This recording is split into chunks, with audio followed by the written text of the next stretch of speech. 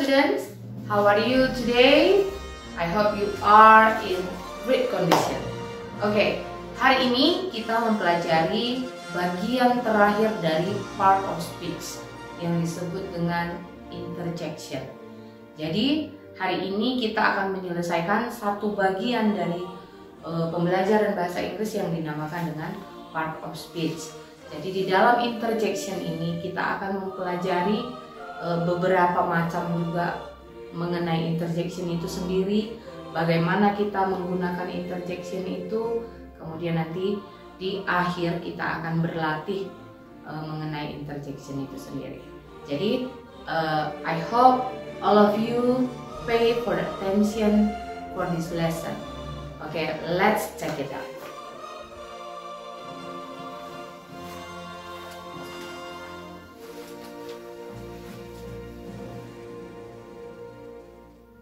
Baiklah, kita akan masuk ke pembelajaran kita yang terakhir sekali pada part of speech, yaitu mengenai interjection.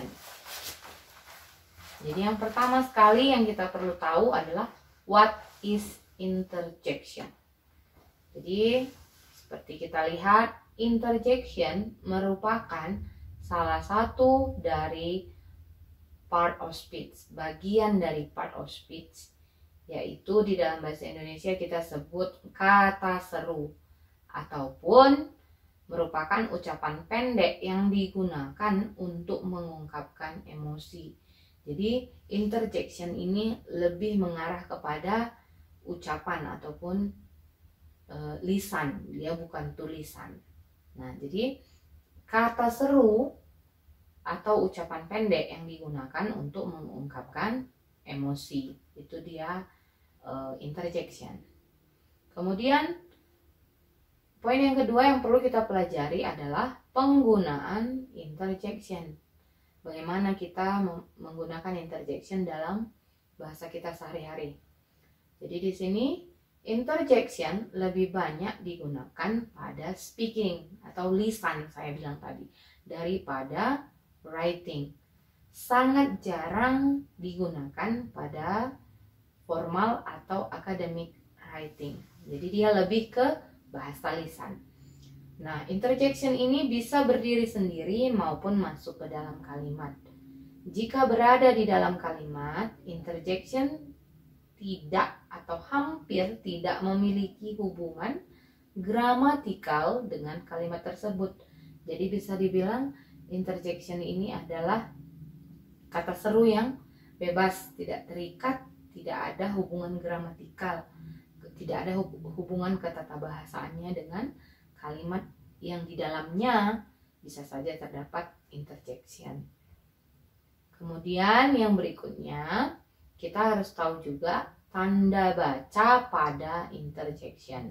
Nah, interjection biasanya diikuti oleh tanda baca koma atau seru.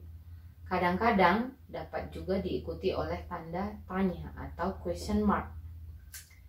Koma biasanya untuk mild interjection, di mana kebanyakannya berupa parenthetical element yang dipisahkan oleh satu koma jika terletak pada awal kalimat, atau satu set koma jika terletak di tengah kalimat. Nah, sedangkan tanda seru digunakan pada strong interjection untuk mengungkapkan seruan yang lebih kuat seperti terkejut, marah, kegembiraan, maupun perasaan mendalam lainnya.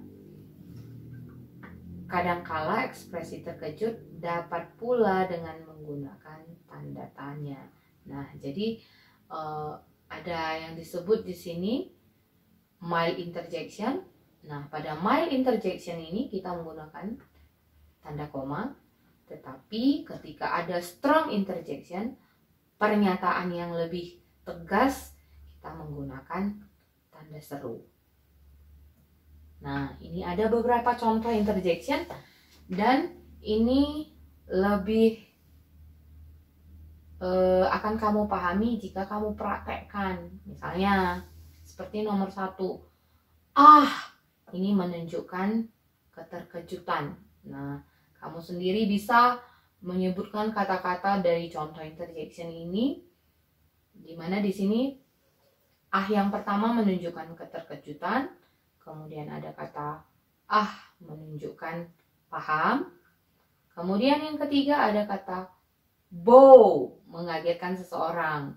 Nah, kemudian yang keempat ada kata bingo mengakui sesuatu itu benar. Kemudian yang kelima ada kata bah menunjukkan kekesalan.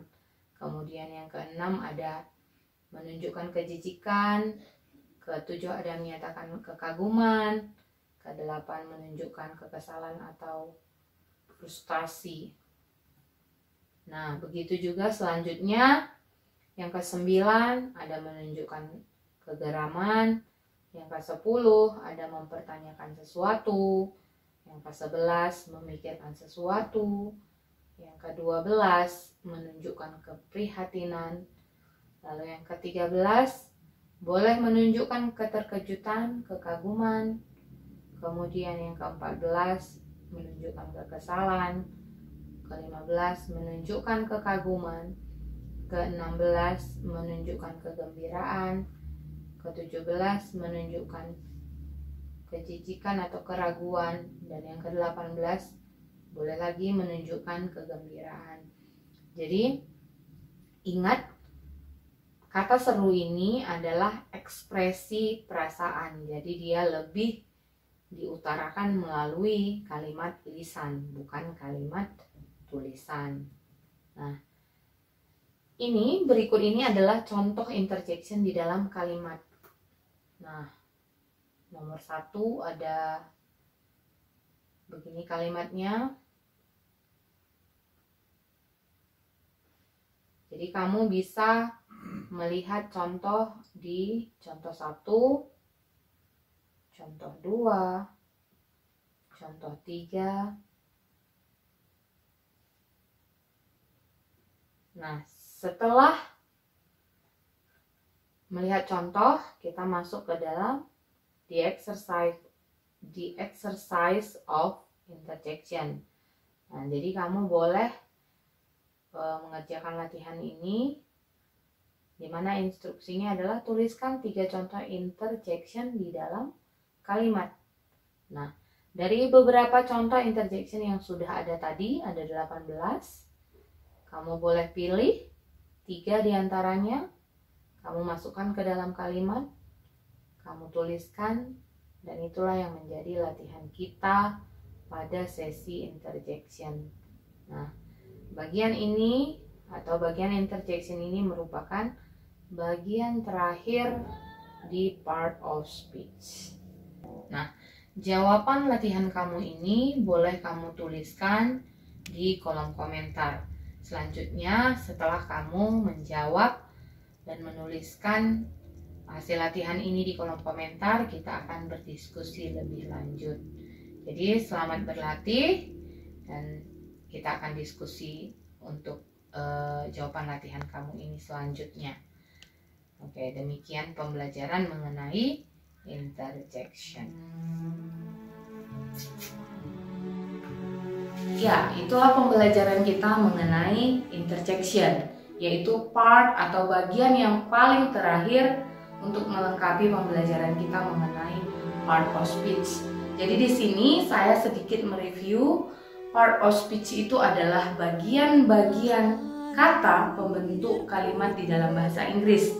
Dimana kalau kamu kembali mereview video-video kita yang sebelumnya, ada 8 part of speech di dalam bahasa Inggris. Yang pertama itu ada noun, kemudian ada pronoun, kemudian ada verb, ada adjective, ada adverb, preposition, conjunction, and the last yang terakhir sekali yang baru saja kita pelajari adalah interjection. Jadi yang ke-8 inilah menjadi dasar kita di dalam mempelajari bahasa Inggris, khususnya untuk mempelajari kalimat-kalimat untuk lebih lagi ke tingkatan pembelajaran bahasa Inggris yang selanjutnya.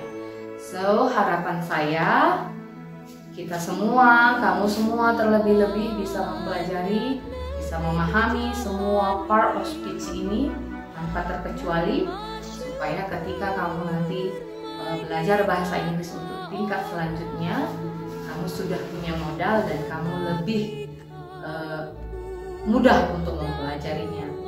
Jadi itu dia closing dari part of speech kita. That's all about part of speech, and see you on the next topic.